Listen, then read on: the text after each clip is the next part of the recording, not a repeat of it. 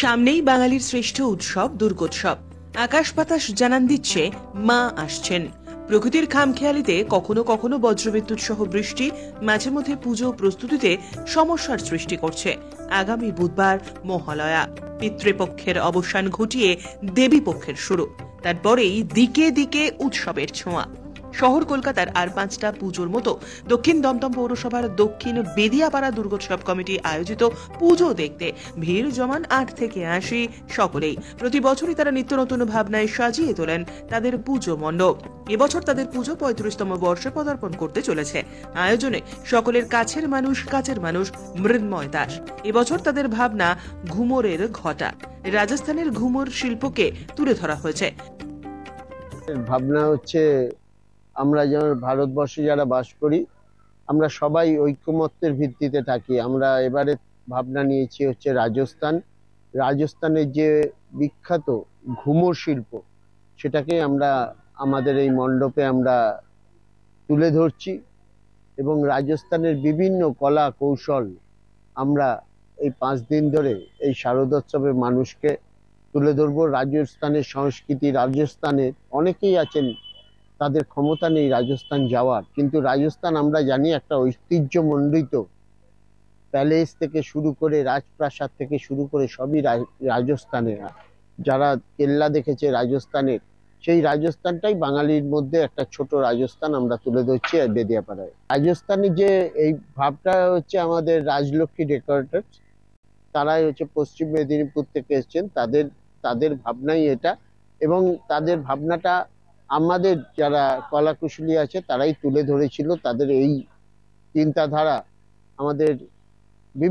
আমাদের কমিটির লোকরাই এই জিনিসটাকে তুলে ধরে তাদের কাছে উপস্থাপনা করেছে, তারাই এটাকে পরিপূর্ণ করছে। আমাদের রাজস্থানী যে মা হচ্ছে বিভিন্ন রূপে, এটা রাজস্থানী সাজেই মা থাকবে আমাদের এই মণ্ডপে।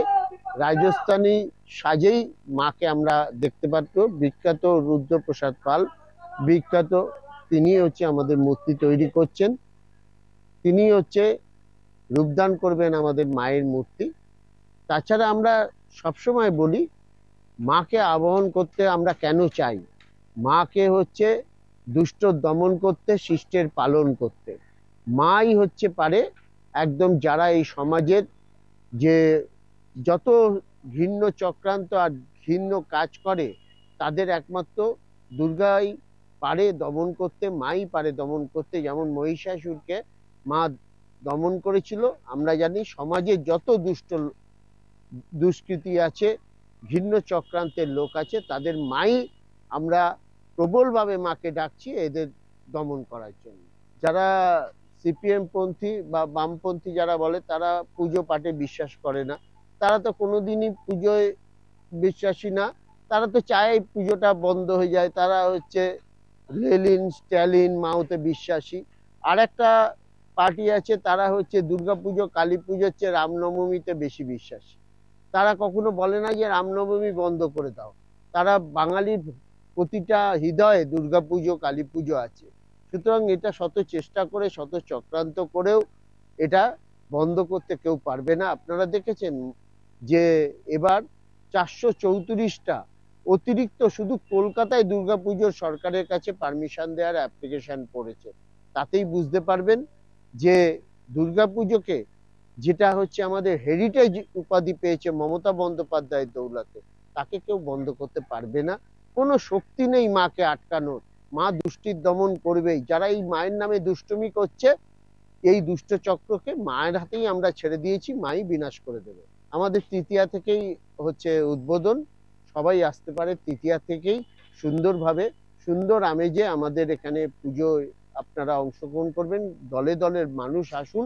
আমাদের যে সংস্কৃতি, ভারতবর্ষের সংস্কৃতি, বাংলার সংস্কৃতি, যে সারা ভারতবর্ষে যেমন বাংলা যেমন ছড়িয়ে দিয়েছে, আমরা যেমন গতবার আমরা লক্ষ্মীর বিয়ে করেছিলাম, বাংলার যে গ্রাম বাংলার বিয়ে, তার আগে আমরা মহিলা স্বাধীনতা সংগ্রামীদের নিয়ে কাজ করেছিলাম।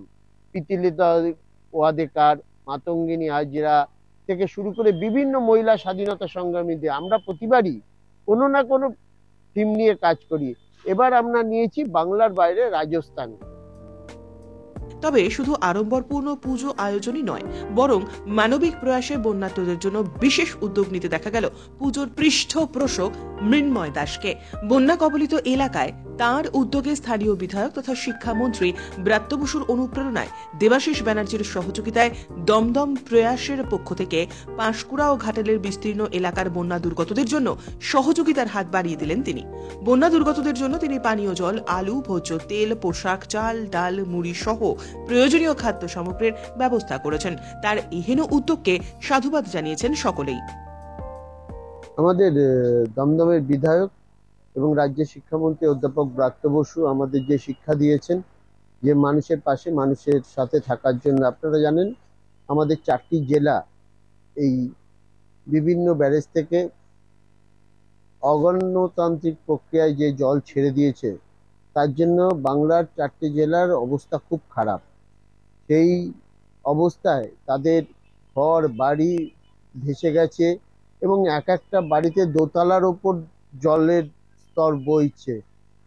আমরা দমদম প্রয়াস থেকে আমাদের যে প্রধান পৃষ্ঠপোষক দেবাশিস বন্দ্যোপাধ্যায়, আমরা ঠিক করেছি আমরা 10,000, এই দেখছেন 10,000 কাপড়, জামা এবং বিভিন্ন রকম খাদ্য সামগ্রী নিয়ে আমরা আগামী মঙ্গলবার আমরা পাঁশকুড়া, ঘাটাল, পশ্চিম মেদিনীপুরের বিভিন্ন অঞ্চলে আমরা গিয়ে আমরা মানুষের পাশে এই ক্ষুদ্র প্রয়াস দমদমের পক্ষ থেকে আমরা নিয়ে যাব এবং মানুষদের যাতে আমরা যেমন উৎসবেও থাকব, মানুষের পাশেও থাকব। যারা আমাদের বাংলার মানুষ, যারা এই সময় দুর্গত হয়েছেন, বন্যা দুর্গত, তাদের পাশে আমাদের এই ক্ষুদ্র প্রয়াস আমরা থাকব। প্রয়াসের মাধ্যমে আমরা তাদের কিছুটা তারা যাতে জামা কাপড় পরতে পারে, তারা যাতে খাদ্যশস্য পায় তার ব্যবস্থা করছি আমরা।